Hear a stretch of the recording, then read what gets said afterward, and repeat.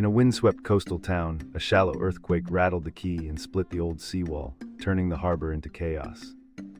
As cracks snaked across pavements, a brutal flood followed, racing through alleys and birch-lined lanes toward the market. Fire crews battled gas leaks ignited by broken pipes, while embers from nearby forests drifted into the smoky skyline. A nurse and a handful of volunteers organized shelters, guiding families, stacking blankets, and tracing routes to higher ground. By dawn, resilience replaced panic as rescue teams counted survivors, and the town began the slow work of rebuilding.